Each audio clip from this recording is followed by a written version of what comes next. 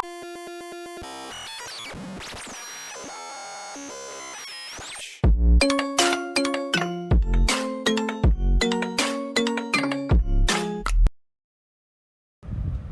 and Clark series, Child Health Nursing, question number 101.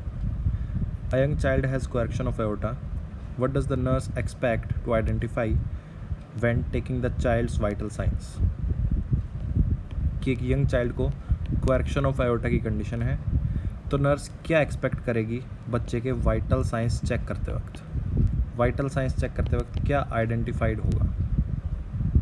Option first, a weak radial pulse. Option second, an irregular heart beat. Option third, a bounding femoral pulse. Option fourth, an elevated radial blood pressure. तो जल्दी से अपना answer सोच लेंगे.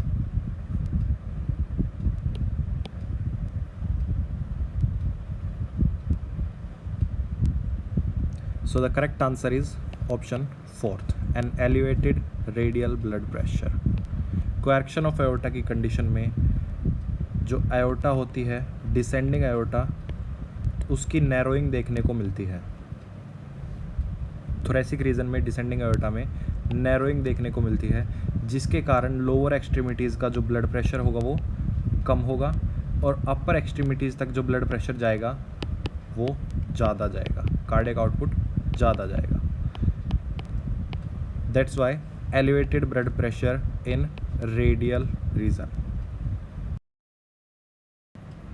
Moving on to the next question 102. A 2-week-old infant is admitted with a tentative diagnosis of ventricular septal defect. The parents reports that their baby has had difficulty in feeding since coming home after the birth. What should the nurse consider before responding? एक 2-week-old infant है जिसको diagnose किया गया VSD से, ventricular septal defect. तो parents ने report किया कि बच्चे को फीडिंग में डिफ़िकल्टी देखने को मिल रही है since coming home after the birth. तो नर्स क्या कंसिडर करेगी रेस्पॉन्ड करने से पहले? Option first, feeding problems are common in neonates, कि न्यूनेट्स के अंदर फीडिंग प्रॉब्लम कॉमनली पाई जाती है. Option second, inadequate sucking is not significant in the absence of cyanosis, कि इनएडिक्वेट सकिंग सिग्निफिकेंट फाइंडिंग नहीं है हमारी, इतनी ज़्यादा रिलेटिव नहीं है. Option third, ineffective sucking and swallowing may be early indication of an heart attack, कि ineffective sucking और स्वेलोइंग अर्ली इंडिकेशंस होते हैं हार्ट अटैक के. Last option fourth, many neonates retain mucus and this may interfere with feeding for several weeks, कि काफ़ी neonates mucus को retain करके रखते हैं और जो कि सेवरल वीक्स तक इंटरफेयर करता है फीडिंग में. तो जल्दी से अपना आंसर सोच लेंगे.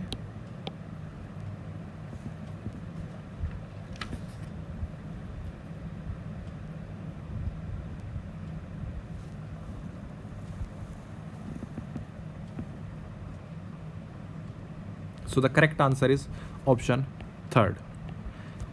कोई भी हार्ट कंजेनाइटल हार्ट कंडीशन है अगर बच्चे को, तो कंजेनाइटल हार्ट कंडीशन की वजह से कार्डियक आउटपुट कम देखने को मिलेगा. कार्डियक आउटपुट डिक्रीज होगा तो बच्चा रेस्टलेसनेस और फैटीग हो जाएगा. रेस्टलेसनेस एंड फैटीग की वजह से बच्चे में इनइफेक्टिव सकिंग एंड स्वेलोइंग देखने को मिलती है. सो इनइफेक्टिव सकिंग एंड स्वेलोइंग में भी early indications for heart defect, क्योंकि बच्चे में कोई कार्डियक कंजेनाइटल कार्डियक कंडीशन है जिसके कारण इनइफेक्टिव सकिंग और स्वेलोइंग हो रही है, जिसकी वजह से बच्चे में डिफ़िकल्टी इन फीडिंग देखने को मिलेगी. So option third is correct answer. Moving on to the next question 103. A 3-year-old child is scheduled for cardiac catheterization. What is the priority nursing care after this procedure? कि एक 3 साल का बच्चा है जो कार्डियक कैथेटराइजेशन के लिए schedule हुआ, तो प्रायोरिटी नर्सिंग केयर क्या रहेगी प्रोसीजर के बाद? Option first is encouraging early ambulation. Option second, monitor the site for bleeding. Option third, restricting fluids until the blood pressure is stabilized. Option fourth, comparing the blood pressure of both lower extremities. तो जल्दी से अपना answer सोच लेंगे.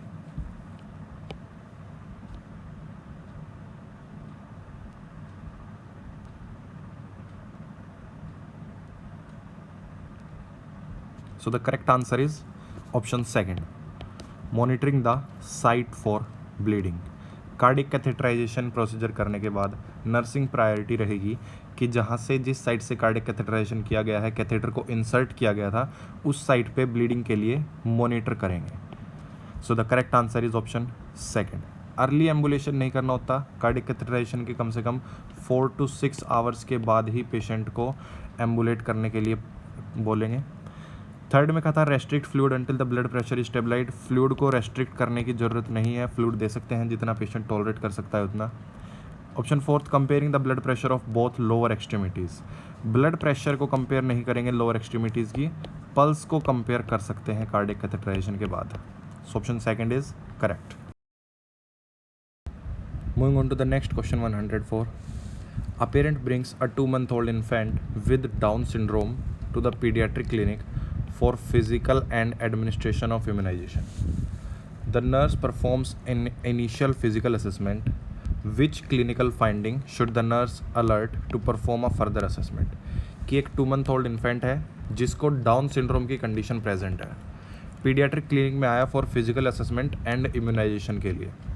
Nurse ने physical assessment perform किया, तो क्या क्लिनिकल फाइंडिंग्स रहेंगी जो नर्स को अलर्ट करेगी कि फिजिकल असेसमेंट और परफॉर्म करना चाहिए? So option first, flat occiput, option second, small low set ears, option third, circumoral cyanosis, option fourth, protruding furrowed tongue. तो अपना आंसर सोचेंगे जल्दी से।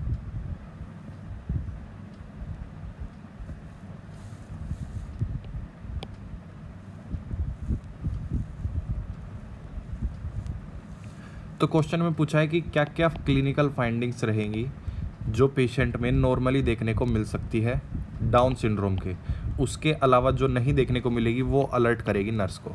तो हमें आइडेंटिफाई करना है कि इनमें से कौन सी क्लिनिकल फाइंडिंग डाउन सिंड्रोम से रिलेटेड नहीं है। So option third is our correct answer. Circumoral cyanosis Down syndrome में नहीं देखने को मिलता, फ्लैट ओसिपुट भी देखने को मिलता है, लो सेट ईयर्स भी डाउन सिंड्रोम में देखने को मिलती है, एंड प्रोट्रूडेड फुरो टंग भी देखने को मिलती है। So right answer is circumoral cyanosis. Circumoral cyanosis generally heart diseases में देखने को मिलेगा, कंजेनाइटल हार्ट कंडीशंस में देखने को मिलेगा। सर्क्यूमोरल साइनोसिस होता है मोस्टली हमारा साइनोसिस अराउंड द माउथ और लिप्स, माउथ और लिप्स के अराउंड अगर ब्लूइश डिस्कलरेशन देखने को मिलती है उसको नाम दिया जाता है circumoral cyanosis. Moving on to the next question 105. Which cardiac defects are associated with tetralogy of Fallot? Tetralogy of Fallot congenital cyanotic heart disease condition में कौन कौन से कार्डियक डिफेक्ट्स एसोसिएटेड होते हैं? Option first, right ventricular hypertrophy, atrial and ventricular defects and mitral valve stenosis. Option second, origin of aorta from right ventricular end of pulmonary artery from the left ventricular. Option third, right ventricular hypertrophy, ventricular septal defect, pulmonic stenosis and overriding aorta. Option fourth, Altered connection between pulmonary artery and the aorta, right ventricular hypertrophy and an atrial septal defect. तो जल्दी से answer सोच लेंगे। Tetralogy of Fallot की condition में कौन कौन से डिफेक्ट्स, हार्ट डिफेक्ट्स प्रेजेंट होते हैं?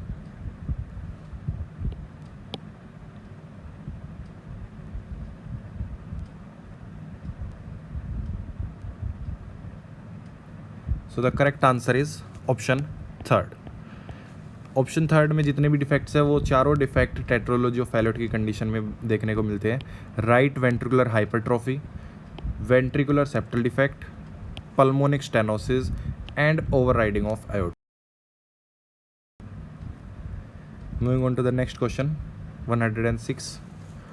A nurse is reviewing the laboratory report of a child with tetralogy of Fallot that indicates an elevated RBC count.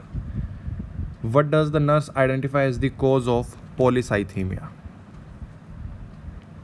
कि एक लेबोरेटरी रिपोर्ट की गई है चाइल्ड की, टेट्रोलॉजी ऑफ फैलोट की कंडीशन प्रेजेंट है जिसके अंदर एलिवेटेड आरबीसी काउंट मिले, तो नर्स क्या आइडेंटिफाई करती है कि पॉलीसाइथीमिया का कोज क्या होगा? तो सबसे पहले तो हमें पता होना चाहिए एलिवेटेड आरबीसी काउंट को ही पॉलीसाइथीमिया बोलते हैं।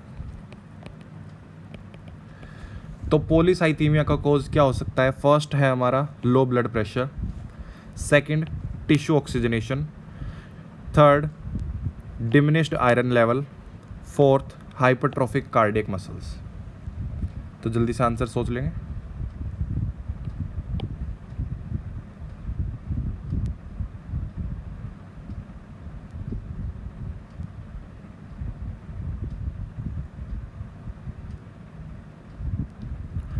तो पॉलीसाइथीमिया का मेन कोज होता है हमारा सीवियर हाइपोक्सिया की condition.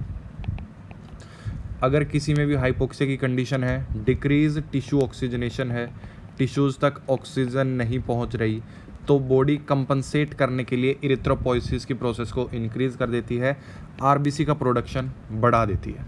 So the correct answer is tissue oxygen needs.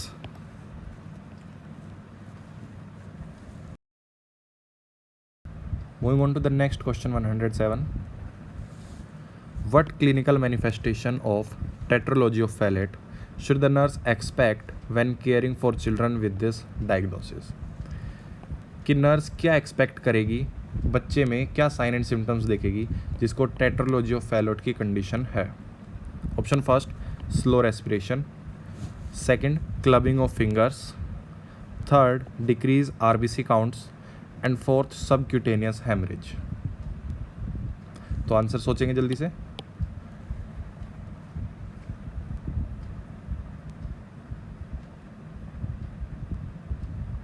So the correct answer is option second, clubbing of fingers. Tetralogy of Fallot congenital cyanotic heart disease है। congenital cyanotic heart disease है तो oxygen की requirement tissues की ज़्यादा रहेगी, oxygen की meet कम होगी, tissues तक ऑक्सीजन कम मिल रही है, हाइपोक्सिया की कंडीशन होगी, और हाइपोक्सिया की कंडीशन की वजह से, सीवियर हाइपोक्सिया की कंडीशन की वजह से क्लबिंग ऑफ फिंगर्स देखने को मिलती है। सो the correct answer is option second, clubbing of fingers. Slow respiration नहीं होगी, रैपिड रेस्पिरेशन होगी, टैकिपनिया की कंडीशन होगी ऑक्सीजन रिक्वायरमेंट की मीट करने के लिए। डिक्रीज आरबीसी काउंट भी नहीं देखने को मिलेंगे, इंक्रीज आरबीसी काउंट पॉलीसाइथीमिया की कंडीशन देखने को मिलेगी सीवियर हाइपोक्सिया में। Subcutaneous haemorrhage tetralogy of Fallot से रिलेटेड नहीं है। So correct answer is. Moving on to the next question 108. A child undergoes heart surgery to repair the defect associated with tetralogy of Fallot. What behavior is essential for the nurses to prevent post-operatively? कि एक child heart surgery में करवाई, उसने heart surgery tetralogy of Fallot की, तो क्या behaviour essential रहेंगे nurse के लिए टू प्रिवेंट पोस्ट ऑपरेटिवली, कि पोस्ट ऑपरेटिवली उन बिहेवियर को प्रिवेंट करे? Option first crying, option second coughing, option third straining at stool and last option fourth unnecessary movements. कि एक बच्चे की हार्ट सर्जरी हुई है, टेट्रोलॉजी ऑफ फैलेट कंडीशन थी, उसके बाद नर्स किन बिहेवियर्स को प्रिवेंट करेगी? Crying, coughing, straining at stool और unnecessary movements.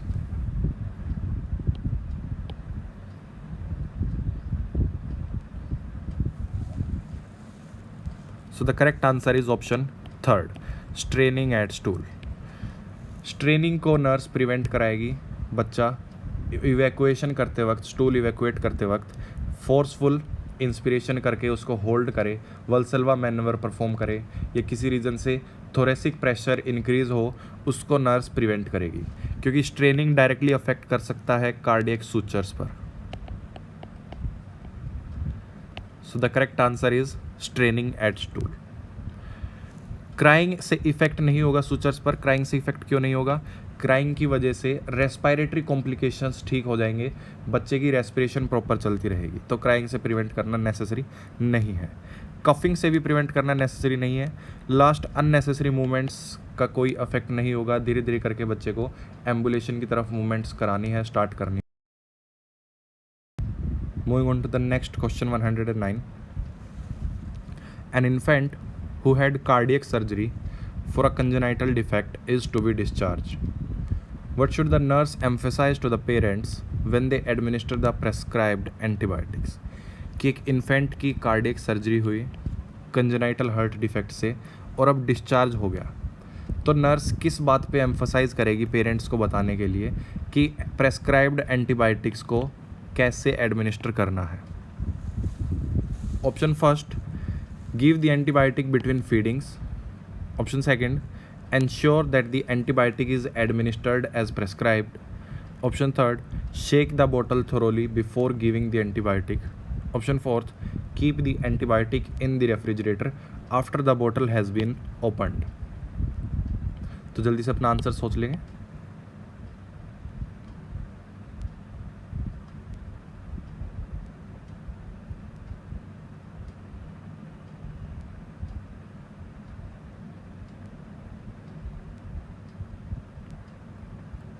So the correct answer is option second.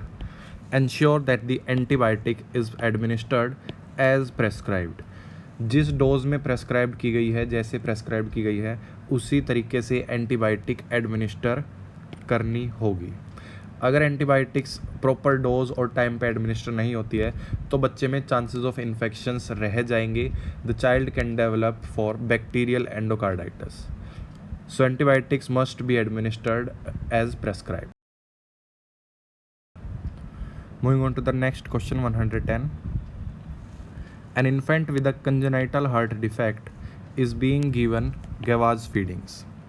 The parent asks the nurse why this is necessary. How should the nurse respond? कि एक infant जिसको congenital heart defect की condition है उसको गवाज feeding दी गई है, तो पेरेंट्स पूछते हैं नर्स से कि ऐसा करना क्यों ज़रूरी है. तो नर्स कैसे रेस्पॉन्ड करेगी? Option first, it limits the chance of vomiting, कि ये वॉमिटिंग के चांस को लिमिट कर देती है. Option second, it allows the feeding to be administered rapidly, कि इससे फीडिंग रैपिडली एडमिनिस्टर होगी. Option third, the energy that would have been expended और सकिंग इज़ कंजर्व्ड, कि बच्चे की एनर्जी कंजर्व रहेगी. Option fourth, the quantity of nutritional liquid can be regulated better than with a बोतल, कि quantity जितनी nutrition की प्रोवाइड कर रहे हैं वो बोतल से ज़्यादा बेटर रेगुलेट होगी गवाज फीडिंग से. सो आंसर जल्दी से अपना आंसर सोच लेंगे.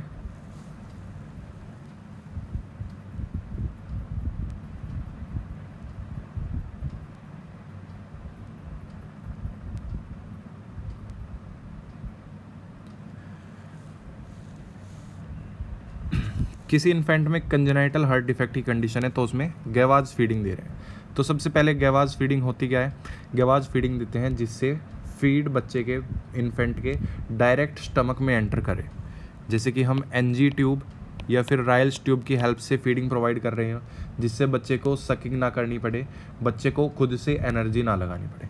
गवाज फीडिंग मोस्टली दी जाती है बच्चा अगर रेस्पिरेटरी कॉम्प्रोमाइज्ड है या काफ़ी वीक है, फैटीग्ड है, उन कंडीशंस में मोस्टली गवाज फीडिंग प्रीफर करते हैं. अब बच्चे को कंजेनाइटल हार्ट डिफेक्ट की कंडीशन थी.